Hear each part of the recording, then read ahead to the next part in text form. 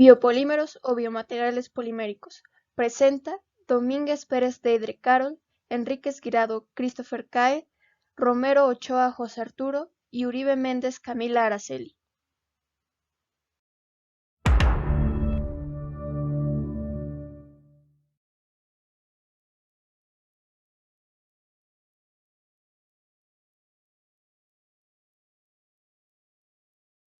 Polímero significa muchas unidades o muchas piezas. Viene de mero, que significa unidad. Los polímeros son moléculas de cadena larga formado por muchos monómeros unidos entre sí. Los plásticos o polímeros se usan en gran cantidad durante nuestra vida cotidiana. Los podemos encontrar en los juguetes, en los recubrimientos, en pinturas, en los neumáticos e incluso en los materiales biomédicos. Estos materiales se pueden moldear fácilmente y en su mayoría son sintéticos u orgánicos. También los podemos encontrar modificados. Principalmente hay tres clases de plásticos, que son los termoplásticos, los termoestables y los elastómeros. Los elastómeros pueden ser naturales o sintéticos. Vamos a encontrar dos clasificaciones, que serán los polímeros comerciales, que son los polímeros que comúnmente conocemos, y los polímeros ingenieriles. Estos son diseñados para brindar mejor resistencia o mayor rendimiento en altas temperaturas. Sin embargo, son un poco más caros que los comerciales. Hay varias formas de clasificar a los polímeros. Esto puede ser acorde a la síntesis de sus moléculas, la estructura molecular o la familia química a la que pertenecen. Otra manera puede ser estableciendo si es un polímero lineal o un polímero ramificado. El polímero lineal son cadenas de moléculas en forma de espagueti. Lineal no hace referencia a que sea recta, sino que es una cadena libre y no está unida a otras. En cambio, a la ramificada, esta va a tener una cadena principal y una cadena secundaria. La secundaria van a ser pequeñas ramitas que derivan de la cadena principal. Pero la forma más adecuada de clasificar o de describir a los polímeros es en función de su comportamiento mecánico y térmico. De ello van a derivar las tres clases que antes mencioné, que serían los termoplásticos, los termoestables y los elastómeros. Los termoplásticos son materiales que requieren del calor para poder deformarlos y moldearlos a nuestra consideración. Una vez que se enfrían después de aplicar la temperatura alta, estos van a tener la forma en la que fueron moldeados o conforme al molde. Estos materiales pueden calentarse y volverse a moldear un buen número de veces. Esto es lo que los caracteriza por un fácil reciclaje. La mayoría de los termoplásticos consisten en cadenas principales muy largas de átomos de carbono que se enlazan entre sí. Estas cadenas se pueden desenlazar o romper mediante un esfuerzo de tensión. Recordemos que el esfuerzo de tensión es aquel que le aplicamos dos fuerzas en sus extremos para separar o para romper. Estos termoplásticos pueden ser amorfos o cristalinos. Amorfo quiere decir que no tiene un orden en su estructura, sus cadenas no van a tener un orden, mientras que el cristalino es lo opuesto a una estructura amorfa. Este sí va a tener un orden o sí va a tener un principio ordenador. Principalmente los termoplásticos se van a caracterizar porque tienen un comportamiento plástico y dúctil. Ejemplos de los termoplásticos pueden ser el polietileno, el poliéster y el polipropileno. Los termoestables, a comparación de los termoplásticos, estos van a adquirir de forma permanente su estructura y no van a poder ser remodelados o refundidos, ya que estos, al aplicarse a una temperatura alta, estos comienzan a descomponerse. De aquí viene que son de reciclaje difícil o no se pueden reciclar. El término termoestable implica que el calor es necesario para que mantengan su forma de manera permanente. Los termoplásticos principalmente consisten en una estructura en forma de red con átomos entrelazados entre sí. Los termoestables por lo general son fuertes, pero a comparación de los termoplásticos, estos tienen cierta fragilidad. Los elastómeros son materiales cuyas dimensiones permiten cambiar grandemente cuando se les aplica una carga y pueden recuperar su forma original o sus dimensiones originales cuando ésta se elimina. Esto se debe a que tiene una deformación elástica superior al 200%, y sus cadenas poliméricas van a tener una formación en espiral. Es posible que durante este arreglo encontremos cadenas de termoplásticos o termoestables ligeramente entrelazados. Aquí vamos a tener un elastómero en especial, que es el elastómero termoplástico, que va a tener características similares a los termoplásticos, como es el procesamiento fácil, pero va a conservar lo que son características de los elastómeros, como es su comportamiento elástico. Un ejemplo de elastómeros, el poliisopreno y las siliconas.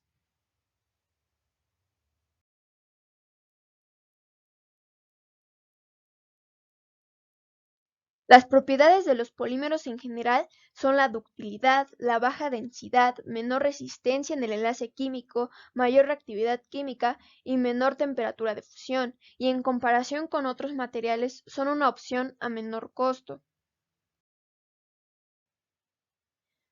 Los termoplásticos, la mayoría de los polímeros termoplásticos muestran un comportamiento viscoelástico y no newtoniano, y por tanto presenta un comportamiento elástico, un comportamiento plástico, una fluencia lenta y relajación de esfuerzo, un comportamiento de impacto, microcavidades, coloreado, resistencia a la corrosión, propiedades eléctricas aislantes, y lo que lo mejor lo caracteriza es el fácil reciclaje. Los termostables, en general, las ventajas para las aplicaciones en la ingeniería son la alta estabilidad térmica, la alta rigidez, la alta estabilidad dimensional, resistencia a la influencia y a la deformación bajo carga, bajo peso, aislante eléctrico y térmico, pero la desventaja de estos es de que no es reciclable o no es tan fácil su reciclable como en los termoplásticos. A pesar de que tienen buena resistencia, rigidez y durezas, pues tienen las malas propiedades como ductilidad e impacto. Los elastómeros van a presentar principalmente un alto comportamiento elástico, no se pueden derretir, generalmente son insolubles, tienen una fácil degradación frente al calor, tienen una gran flexibilidad y son un aislante térmico y eléctrico.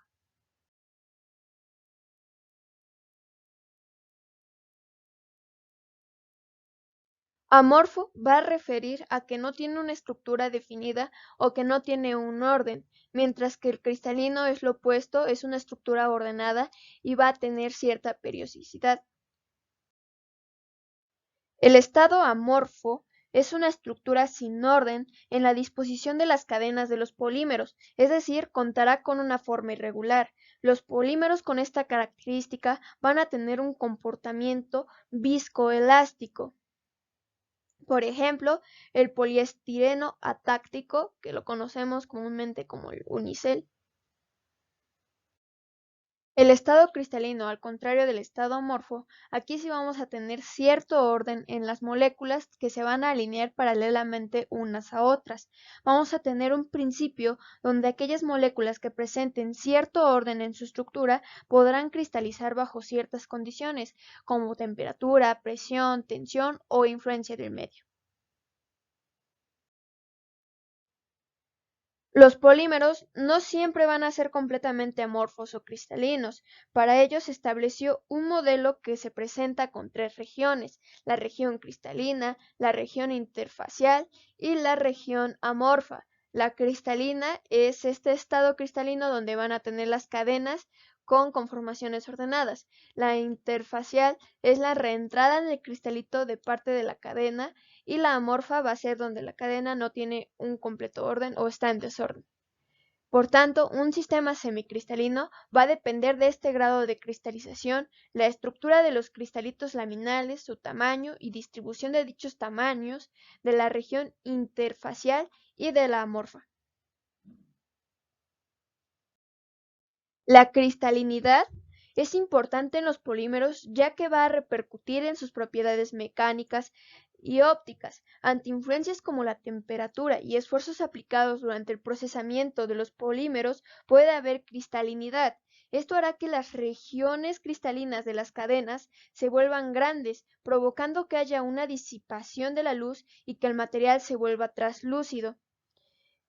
La cristalinidad va a incrementar la densidad, la resistencia al ataque químico y a las propiedades mecánicas e incluso a temperaturas más altas debido a que va a haber una fuerte unión existente entre las cadenas, como lo vimos en el estado cristalino.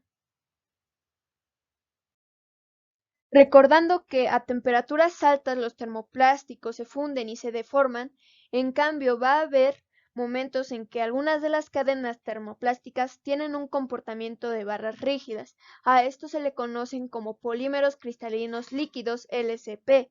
Los LCP son un orden intermediario entre los cristales y los amorfos, ya que combinan estas propiedades de los sólidos cristalinos con la de los líquidos. Un ejemplo son las aramidas o poliamidas. El más conocido es el Kevlar y se usa para las fibras de refuerzo en aplicaciones aeroespaciales o en chalecos a prueba de balas.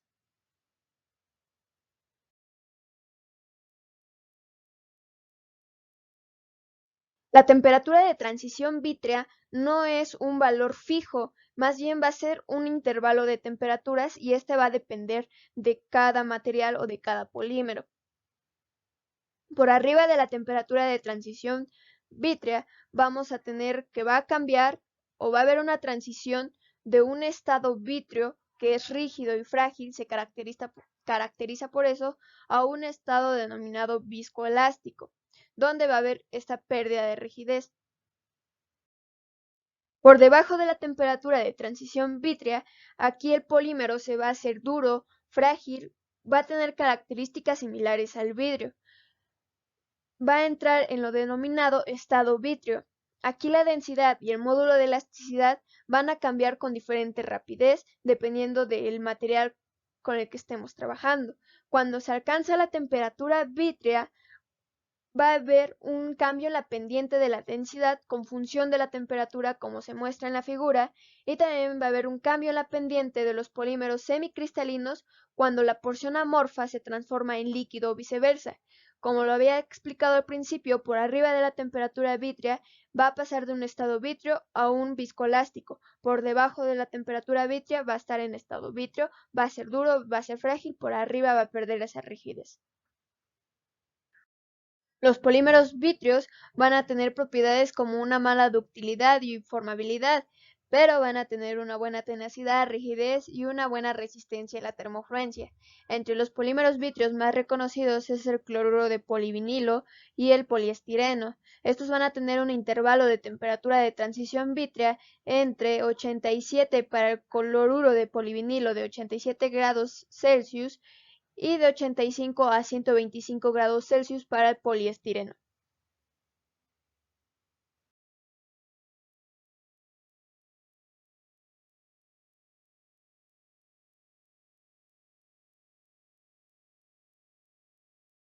La temperatura puede cambiar las propiedades de un polímero al modificar sus enlaces entre las moléculas y su arreglo dimensional.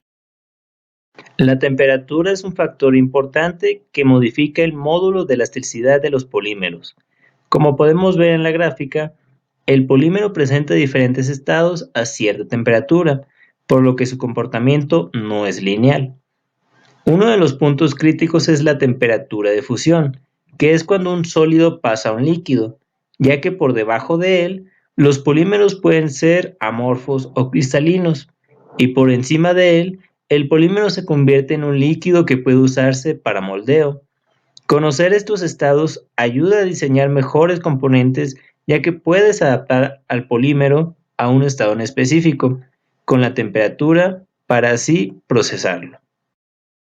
A nivel molecular, la temperatura impacta en los enlaces de los átomos, en concreto a las fuerzas de Van der Waals, que son fuerzas atractivas o repulsivas, debido a las cargas de los átomos, por lo que al aplicarse cierta temperatura, las cadenas de monómeros pueden moverse y enroscarse entre sí, de manera que cambian su estructura tridimensional y las moléculas entran en contacto con otras cadenas de moléculas, creando otros enlaces por la interacción de sus átomos.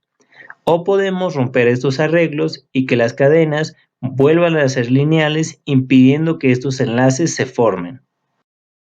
En casos puntuales, Cuando la temperatura es alta, el polímero se puede volver líquido, porque la viscosidad o resistencia de formarse es baja, lo que permite que las cadenas se pueden mover fácilmente y el polímero fluye, por lo que se trata de un polímero fundido que puede ser moldeado. Cuando la temperatura baja, la viscosidad aumenta. Las cadenas pierden esta facilidad para moverse y el polímero se vuelve rígido, porque mantiene una forma en específica, lo que quiere decir que la temperatura está llegando a la difusión y el polímero se solidifica. Justo por debajo de la temperatura de fusión, el polímero adquiere un comportamiento de caucho, es decir, una parte puede volver a su estado original, pero la otra se deforma permanentemente cuando se le aplica un esfuerzo. En este estado, tenemos la posibilidad de hacer alargamientos permanentes, lo que sirve para el moldeo y extrusión, que son procesos industriales para obtener una forma deseada y que al mismo tiempo sea un material elástico y resistente. La extrusión es aplicar presión a un material para que pase por un orificio con una forma compleja y que adquiera la forma de ese orificio. Si bajamos más la temperatura, el polímero se vuelve correoso, es decir, se vuelve más rígido, por lo que los enlaces son más fuertes y el polímero en consecuencia es cada vez más rígido y resistente. Sin embargo, si exponemos el polímero a temperaturas muy altas, sus enlaces covalentes entre sus átomos pueden destruirse y el polímero se quema o carboniza, lo cual hace que quede inutilizable. A estas temperaturas se le llaman temperaturas de degradación.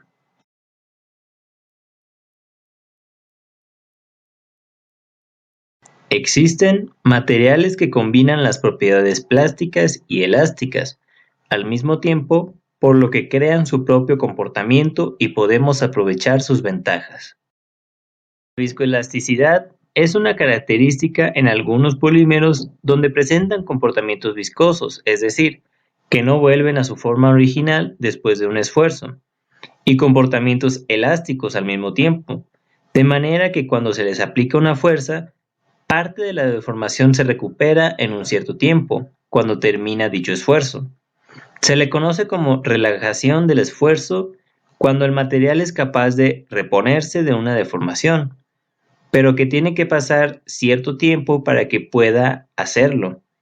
Este material lo podemos ver, por ejemplo, en cojines o colchones ortopédicos, que se adaptan a la forma de nuestro cuerpo, una vez los usamos, sin que éste ejerza resistencia sobre nosotros, por lo que resultan muy cómodos, pero una vez lo dejamos de usar, recupera su forma original con el tiempo. Otro ejemplo puede ser un juguete para niños que es una plastilina hecha a base de petróleo, el Silly Putty, que es un muy adhesivo y se puede utilizar para que adquiera forma según el esfuerzo que se le aplique. Cuando se aplica lentamente pequeñas cantidades de tensión a la masilla, solo se rompen unas uniones moleculares, pero cuando se le aplica más tensión rápidamente, se rompen muchas uniones y la masilla se rompe. La masilla puede rebotar como una pelota de goma, pero se romperá con un golpe fuerte. Se puede estirar y se puede derretir en un charco después de un periodo de tiempo. Si lo aplanas contra un cómic o alguna impresión de periódico, copiará la imagen. Se puede enfriar para adquirir una forma rígida, pero con el tiempo se deshará por acción de la gravedad.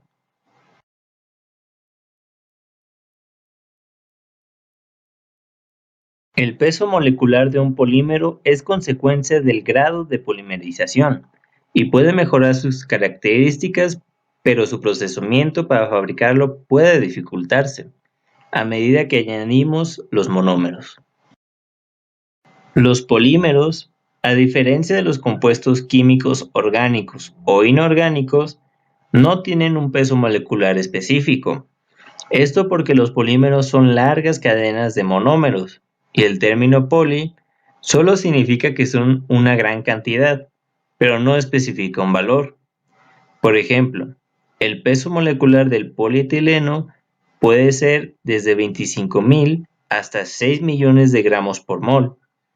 El peso molecular es el resultado del grado de polimerización, es decir, cuántas unidades de monómeros tiene, por lo que puede ser calculado con el peso molecular de la unidad representativa y el número de repeticiones de esta. En general, para un termoplástico, un grado de polimerización mayor aporta más resistencia a la tensión, a la termofluencia, al impacto, al desgaste, pero en consecuencia, la temperatura de fusión también incrementa y dificulta el procesamiento. Los incrementos de estas propiedades no son lineales y tienen un límite en el que ya no hay cambios aparentes por más monómeros que sigas agregando. En cambio, un componente al tener menor peso molecular no tendrá tan refinadas estas características, pero será más fácil procesarlo, porque la temperatura de fusión será menor y por ende fabricarlo será mucho más fácil. Por lo que hay que tener un balance entre cuánto material se necesita y qué tan resistente debe ser.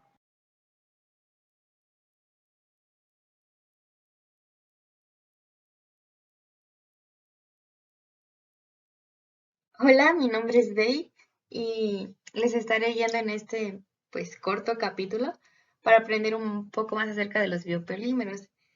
Así que ahora veremos acerca del efecto de la difusión de los biopolímeros. Así que vamos con eso. Bueno, y es que en realidad cuando hablamos de difusión nos referimos a estos átomos o a estas pequeñas moléculas entre las cadenas del biopolímero. Entonces, para entender esto, yo creo que hay que tener en cuenta pues la siguiente premisa, que estos átomos o iones o moléculas que se encuentran en un proceso de difusión van a penetrar entre las cadenas del polímero en lugar de moverse de un lugar a otro dentro de la misma estructura de la cadena. Por eso muchas veces cuando nos encontramos citado la palabra permeabilidad de los polímeros en lugar de coeficiente de difusión, ¿sí? Y pues bueno, ¿qué más hay que saber de esto? Que la difusión va a ser más rápida a través de las estructuras cuando la especie que se está difundiendo es más pequeña o veámoslo de esta manera, cuando los espacios o los vacíos son mayores entre las cadenas, ¿sí? Entonces, o es más pequeña la especie que se difunde o realmente hay vacíos pues grandes, ¿no? Entonces, por eso la difusión a través de un polímero, digamos un polímero cristalino, es más lenta que a través de un polímero amorfo. Y bueno, pues para concluir, ya casi para concluir, digamos que uno de los efectos que podemos encontrar de la difusión de algunas moléculas en un polímero, pues es que puede provocar problemas de expansión, ¿sí? Entonces, también me parece importante resaltar que, y ya termino con esto, que entre más compacta sea la estructura de los polímeros, pues menor será esta permeabilidad o este coeficiente de difusión, ¿sí?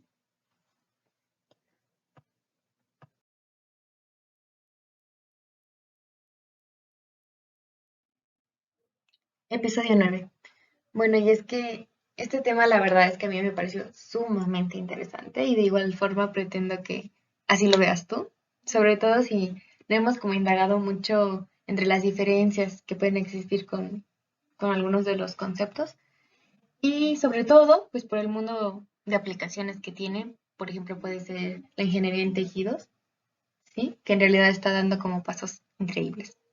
Entonces, para centrarnos en la definición, degradabilidad no siempre es como clara y puede estar abierta o sujeta a diversas interpretaciones.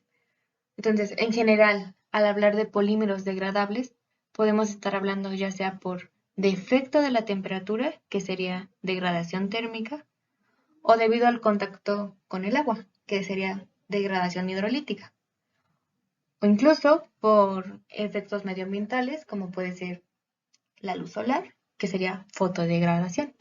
Pero en este caso estamos hablando de los microorganismos y es a esto a lo que nos referimos cuando hablamos de biodegradación. Así que En esto se centra este episodio, que es la biodegradabilidad de los biopolímeros.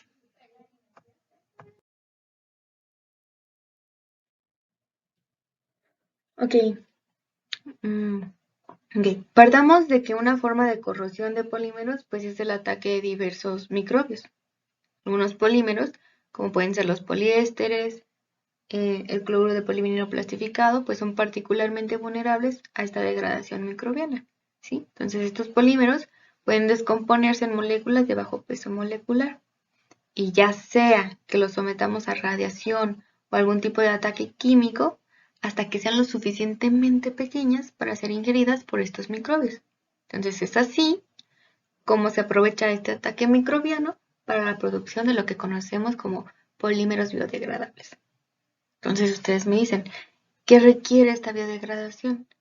Pues requiere la completa conversión del polímero en dióxido de carbono, en agua, en sales inorgánicas y cualquier otro pequeño producto que sea derivado de esta ingesta de bacterias.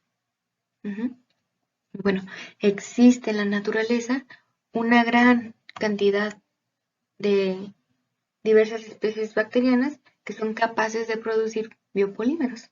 Por ejemplo, este tipo de polihidroxialcanatos, que abreviamos como PHAS, se han descrito más de 300 especies bacterianas que son capaces de acumularla. ¿Okay?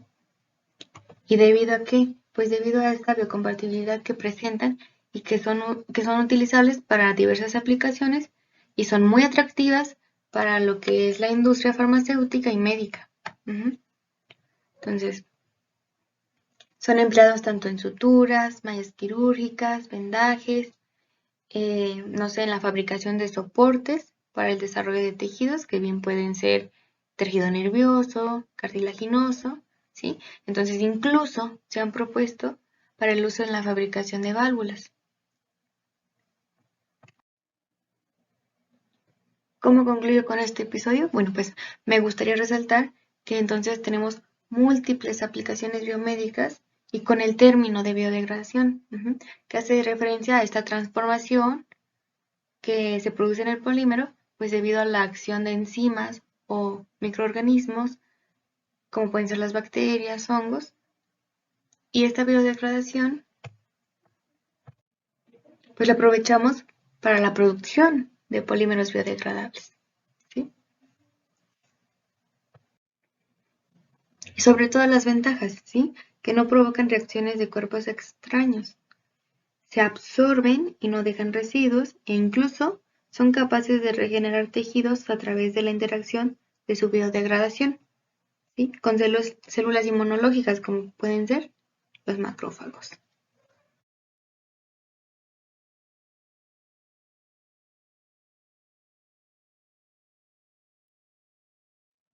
¿Qué es lo primero que viene a tu mente cuando yo te menciono la palabra biopolímero? Si usamos el buscador más famoso de internet y literalmente ponemos biopolímero, lo primero que encontramos son imágenes de intervenciones quirúrgicas y sobre todo mal hechas, ¿no?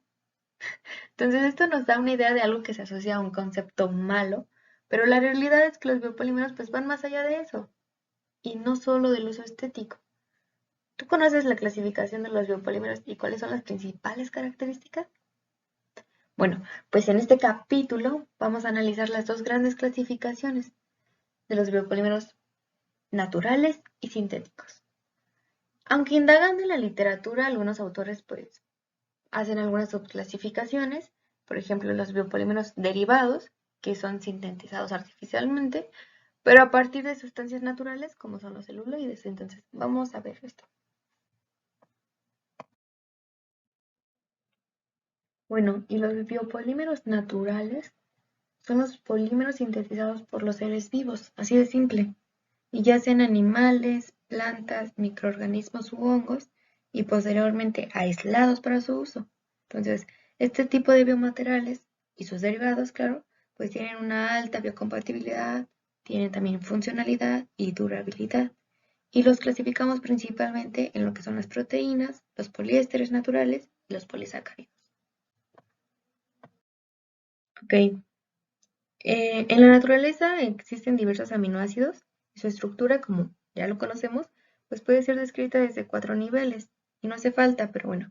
La primaria, que es la secuencia de los aminoácidos, la secundaria, que está formada por el doblamiento de estas cadenas polipéptidas en alfa hélice y beta hoja.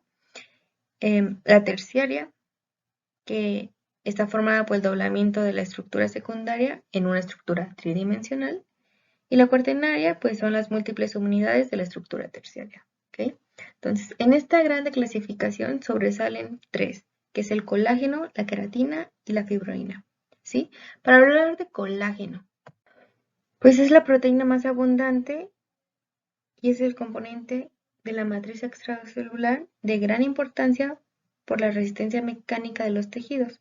Entonces, el uso del colágeno es grande, se expandió rápidamente, sobre todo en ingeniería de tejidos, en la piel artificial, en injertos de hueso, regeneración de nervios, en fin, ¿no? Entonces, la obtención de este biopolímero pues se hace mediante el aislamiento de la piel de bovino, de cerdo y entre otros. En cuanto a la queratina, pues la asociamos a lo que es pelo, lana, garras, uñas, ¿no? Entonces, en la actualidad se puede aislar para obtener películas, fibras, esponjas, hidrogeles y también se promueve para la regeneración de tejido nervioso. En cuanto a la fibroína, pues esta también es una proteína, es fibrosa de la seda, es biocompatible, biodegradable y permeable, y sobre todo tiene mínima reacción inflamatoria en vivo. Entonces, esta se usa sobre todo en suturas y recubrimiento para heridas. Y bueno, dentro del poliéster natural, ya hemos hablado un poco de que se destacan los poliuretanoatos, estos que son producidos por fermentación bacteriana de lípidos o azúcares, y sin embargo han tenido un nicho de mercado pues reducido por los altos costos de producción, pero aún así son muy utilizados en aplicaciones biomédicas para suturas, implantes, válvulas cardíacas y stents. Bueno, y por último, dentro de los naturales encontramos los polisacáridos, que son carbohidratos construidos de azúcares sencillos que están unidos por enlaces glucosídicos. Y pues dentro de las aplicaciones biomédicas, los que mayor representación tienen, por ejemplo, son el almidón, que bueno, es un polímero ampliamente disponible, que es renovable, de bajo costo y biodegradable. Y dentro de las aplicaciones biomédicas, pues hay muchas, ¿no? Tenemos, por ejemplo, los sistemas de liberación controlada de medicamentos, como pueden ser las tabletas y las pastillas. La celulosa, que es un biopolímero renovable muy abundante en la naturaleza, y bueno, cuando alguna de las dimensiones de la celulosa se encuentra por debajo de los 100 nanómetros, se le considera nanocelulosa. Y en el ámbito mundial se puede encontrar productos cosméticos con nanocelulosa bacteriana como ingrediente. El quitosano, pues es un polisacárido natural, y bueno, este biomaterial es apropiado para el uso de la ingeniería, específicamente en la regeneración de tejidos, como puede ser piel y hueso, por su alta compatibilidad y biodegradabilidad. Entonces, esto se ha observado in vitro con células, por ejemplo, de miocardio o hepatocitos. Y bueno, por último, en esta clasificación encontramos al ácido hialurónico, que es importante en funciones estructurales y biológicas y tiene una gran capacidad para la lubricación y absorción de agua. Entonces, esto influye en varias funciones celulares como puede ser la migración, la adhesión y la proliferación. Y bueno, para concluir con este episodio vamos a hablar de los biomateriales poliméricos sintéticos, que son materiales muy versátiles y que se centran sobre todo en que sean bioabsorbibles, sobre todo porque tienen grandes aplicaciones en la biomédica, como pueden ser materiales odontológicos o lentes de contacto. Entonces vamos a ver un poquito más de estos, de cada uno de estos. Dentro de los polifiloxanos, pues comprenden una gran familia de resinas, de aceites y gomas, y destaca el polidimetilsiloxano, que es termoestable, inodoro, que no permite crecimiento bacteriano, es resistente a la corrosión de la sangre y también es permeable al oxígeno. Entonces, aquí podemos encontrar también, por ejemplo, implantes mamarios, maxilofaciales, catéteres y articulaciones. Los policarbonatos son una familia compuesta por polímeros con grupos funcionales carbonato, y aquí encontramos los policarbonatos alifáticos, que son biodegradables y por tanto tienen la ventaja de que no es necesaria una segunda intervención quirúrgica pues para retirar este biomaterial. Los poliacrilatos pues son una familia de polímeros que parten del ácido carboxílicos insaturados y poseen un amplio rango de aplicaciones biomédicas. El más usado en el mundo es el polimetilmetraquilato y bueno, este tiene una muy buena biocompatibilidad con los tejidos humanos. Los poliestirenos. Bueno, este material tiene aplicación en ingeniería de tejidos y en la actualidad es el sustrato de referencia para el crecimiento y sostenimiento de cultivos celulares. Las poliolefinas pues también son polímeros estructurales, pero más simples y están compuestos de cadenas alifáticas. El polipropileno, por ejemplo, es utilizado en suturas y también es ampliamente utilizado en aplicaciones ortopédicas. Asimismo, tenemos los poliestirenos sintéticos, el más conocido es el PET. Estos son polímeros con grupos ésteres en su cadena principal y son creados mediante reacciones de condensación. Aquí podemos encontrar aplicaciones en reemplazo de tendón, en injertos vasculares, en reemplazo de cartílago y muchos más.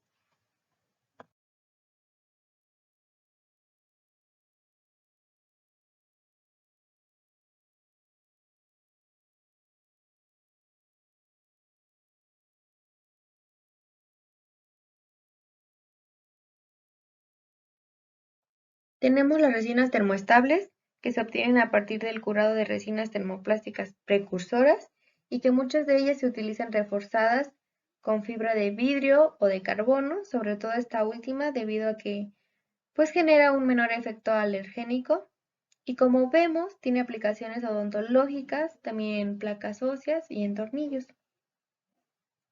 Los polioles, aquí sobresale el polivinil-alcohol, que es un polímero soluble en agua y que puede generar hidrogeles, pero adicionalmente a esto, como vemos, lágrimas artificiales, lentes de contacto, páncreas artificiales y entre muchos otros. Los poliuretanos, la mayoría de estos son termoestables y se pueden copolimerizar con ésteres para generar materiales de mayor flexibilidad y tenacidad. Y bueno, al igual que otros polímeros sintéticos, pues para evitar formaciones de coágulos o infecciones, se pueden modificar superficialmente.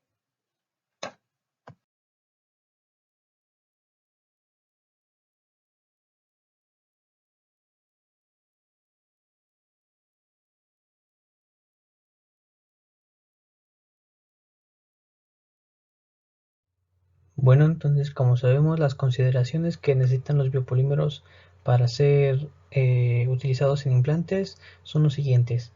Como veremos a continuación, muchas de esas características son compartidas con los otros biomateriales, ya sean cerámicos o metales. La primera de ellas, que es biocompatibilidad. Una definición muy rápida de biocompatibilidad viene del prefijo bio, que significa ser vivo, y compatibilidad, que es la capacidad de estar con. Entonces la biocompatibilidad es la capacidad que tiene un material para actuar con el medio biológico. Nuestro medio biológico es pues evidentemente el cuerpo humano. La segunda consideración que se necesitan para los biopolímeros es que sean no tóxicos. Esto se refiere a que este material o sustancia no tenga la capacidad de provocar algún daño o destrucción en el cuerpo humano y mucho menos que no sea un material carcinógeno. Esto quiere decir que este material tenga la incapacidad de crear algún agente que produzca cáncer en algún tejido del cuerpo humano. Ahora que el material sea químicamente estable, esto quiere decir que tenga una estabilidad química muy alta, que se refiere a que el material o sustancia no cambie de forma o estado, es decir, no se modifique al estar en contacto con algún tejido o fluido del cuerpo humano. Y de igual forma, la estabilidad química también significa que tenga una alta dificultad al reaccionar de igual forma con el cuerpo. Y esto pues viene de la mano con la característica anterior, que si un material es químicamente estable, pues muy difícilmente podrá reaccionar y será tóxico pues para el cuerpo humano. Que tenga una buena resistencia mecánica. Bueno, bien, como sabemos, existen muchos tipos de biopolímeros que a continuación mencionaremos más detalladamente un poco, pero eh, en sí, una de las características de los biopolímeros es que tienen una buena resistencia mecánica. Como mencioné, algunos tendrán una más alta que otra.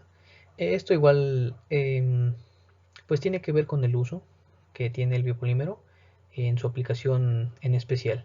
Pero pues sabemos que la resistencia mecánica es la capacidad que tienen algunos cuerpos para soportar las fuerzas que se le aplican y estas sin romperse. Como bien mencioné, muchas de estas pues van a depender del material y también de su geometría. Bien, densidad, peso, forma y tamaño adecuados.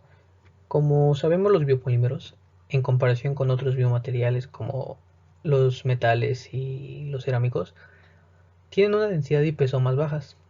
Esto puede ser tomado como ventaja para algún caso en particular de un implante. Y de igual forma tiene que ser que ese biopolímero, ya sea que se vaya a usar en un implante, en una prótesis, etcétera, tenga su forma y tamaño adecuado, ya que esto podría ocasionar daños en el paciente si tiene un peso excesivo o de igual manera un tamaño, o simplemente no requiere el peso que debería tener ese biopolímero. Barato, reproducible y fácil de fabricar. Esto se refiere a que los biopolímeros de igual manera tienen esta gran ventaja. Son baratos de fabricar, de producir, es decir, no se necesitan, no son de gran costo sus producciones como podrían ser algunos metales, algunas aleaciones o incluso los cerámicos. Son reproducibles. Esto de igual forma significa que existe material para crearlos, no son escasos y fácil de fabricar, que no es tan complicado eh, la producción de ellos.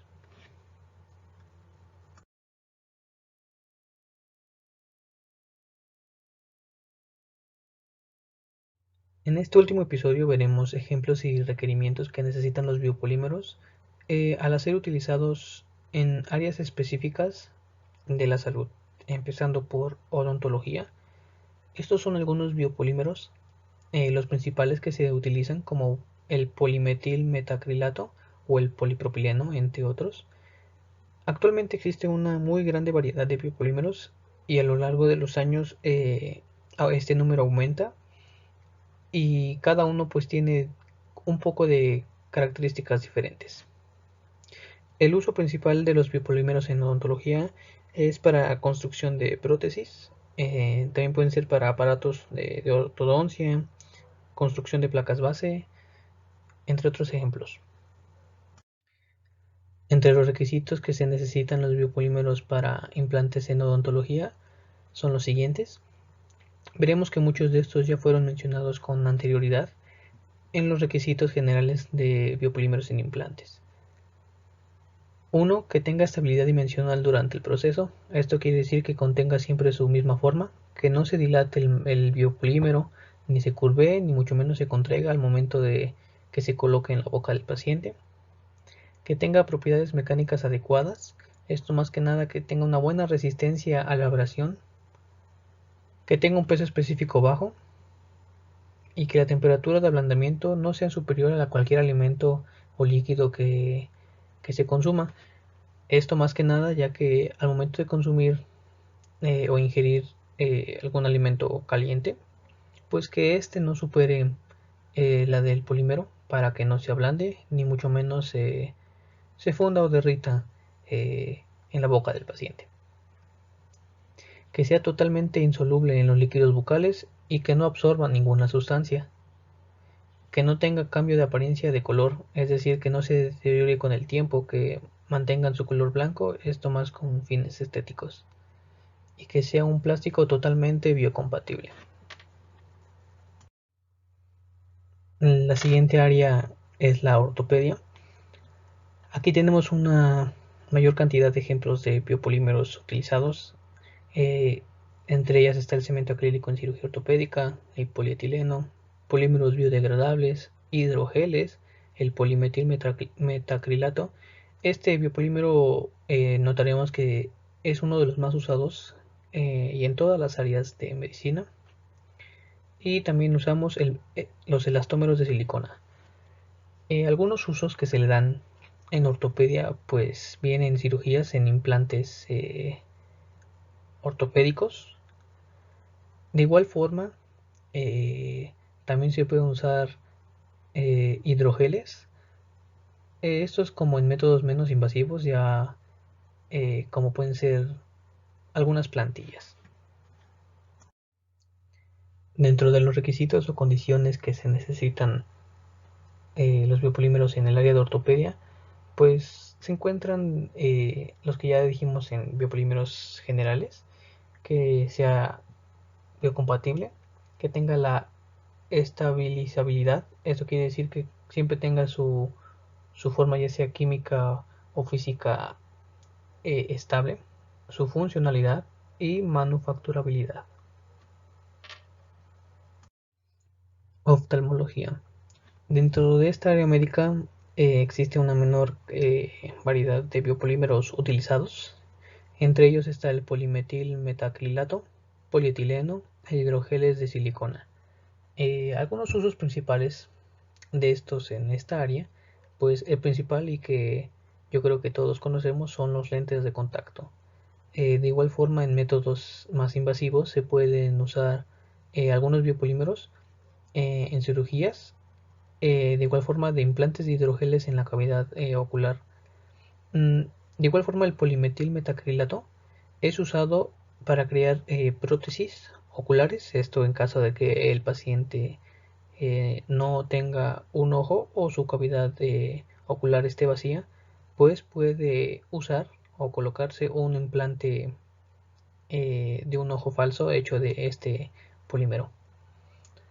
Los requisitos que se necesitan es que tenga buenas propiedades mecánicas, que este material no provoque ningún proceso inflamatorio o tóxico, ni mucho menos carcinógeno, evidentemente, que esta regla es específicamente para los polímeros biodegradables, es que se puedan metabolizar fácilmente por el organismo, que los biopolímeros tengan una durabilidad aceptable, es decir, que su vida de uso sea la adecuada y que sean fáciles de esterilizar. Esta regla es un tanto a veces difícil, ya que, como sabemos, una de las desventajas de los biopolímeros es que usualmente son un tanto difíciles de esterilizar. Uso cardiovascular. Los biopolímeros usados en esta área está el polietileno, el poliuretano, el politetrafluoretileno, telas construidas de politetrafluoretileno y polietileno teraftalato. Estos principalmente son usados para el reemplazo y alguna reparación de tejido vascular. Entre otros usos de estos biopolímeros, tenemos para reparación de igualmente de válvulas cardíacas, para implantes o cirugías cardíacas, de igual forma también cirugías vasculares. Actualmente se está intentando crear algunos marcapasos en estudios más recientes. Sin embargo, como bien sabemos, los marcapasos están hechos de metales, específicamente titanio, entonces los marcapasos hasta el momento podrían entrar en esta lista, pero aún no están. Administración o suministro de fármacos. Existen pocos fármacos para esta área. Es el poliácido láctico y sus derivados, el polietilenglicol o policaprolactonas. ¿En qué se usan estos fármacos? Bueno, evidentemente, como podemos notar, estos fármacos se usan para las cápsulas, para los medicamentos, eh, más que nada en las cápsulas que en las pastillas. Lo que envuelve al fármaco es este biopolímero que hace posible llegar al fármaco a través del cuerpo humano y tener un tiempo de disolución de periodo corto para que este pueda llegar al estómago o en su defecto en los intestinos y no se disuelva en la boca. En este apartado como tal hay un requisito importante y esto se refiere a que este biopolímero sea elegido adecuadamente, ya que este como tal no tenga alguna reacción con el fármaco, es decir, que no altere las funciones del fármaco al estar en contacto con él y tenga una buena disolución eh, al entrar al organismo. Por último, tenemos el uso de biomateriales en implantes estéticos. Los principales biomateriales para esta área es el metilmetacrilato, polietileno, poliamida, gelatina, ácido poliláctico, alquilimida y ácido hialurónico. Eh, Como bien sabemos, algunos claros ejemplos sobre esta área es los implantes para el incremento de mamas o eh, prótesis, igualmente para el incremento de glúteos. Estas cirugías estéticas también se aplican sobre la cara, puede ser para el incremento de labios y para algunas más reparaciones faciales.